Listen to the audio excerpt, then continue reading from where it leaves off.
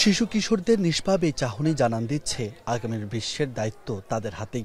তবে যখন দেশে টাইফয়েডে মৃত্যুর ৬৮% শিশু, তখন বিশ্বজয়ের সেই স্বপ্নের পথ শঙ্কাপূর্ণ হওয়াটাই স্বাভাবিক।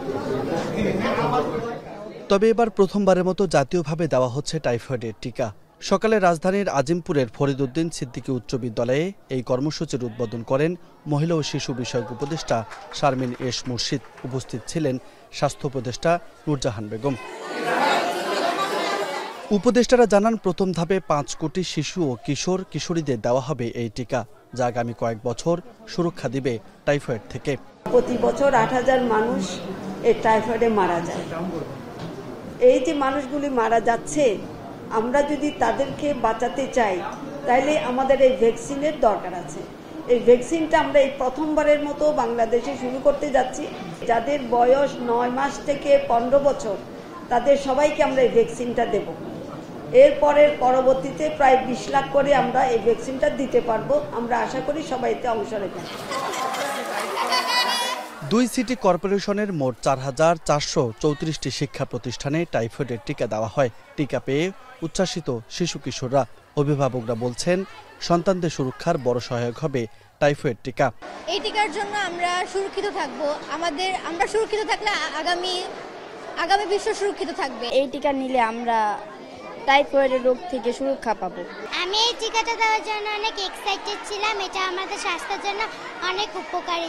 প্রতি বছর যেহেতু অনেক বাচ্চাই টাইফয়েড জ্বরে মারা যাচ্ছে, এই কর্মসূচি বা এই টিকা দেওয়ার কারণে মৃত্যু হারটা কমে আনা সম্ভব হবে। যে ৯ মাস থেকে বাচ্চারা, তাহলে এরা প্রথম থেকে এই রোগ প্রতিরোধ ক্ষমতাটা তাদের মধ্যে তৈরি হয়ে যাচ্ছে।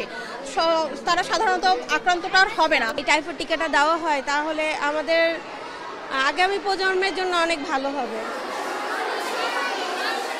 ২০১৯ সালের তথ্য অনুযায়ী প্রতি বছর বিশ্বে প্রায় ৯০ লাখ মানুষ টাইফয়েড জ্বরে আক্রান্ত হন, যার মধ্যে প্রায় ১,১০,০০০ জন মৃত্যুবরণ করেন।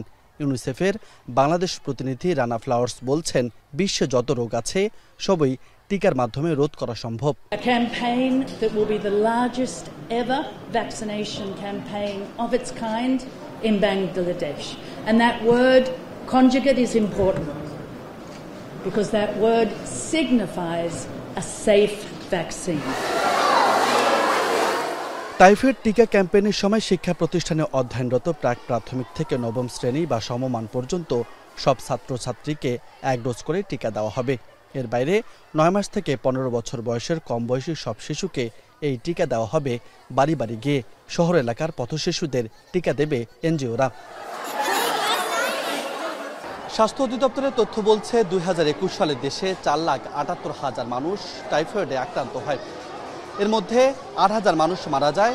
এদের ৬৮% ছিল শিশু। ফলে টাইফয়েডের এই টিকা যেমন সুরক্ষা দিবে শিশু কিশোর কিশোরীদের, তেমনই সুরক্ষা দিবে আগামীর বিশ্বকেও। রাজু আহমেদ, এখন, ঢাকা।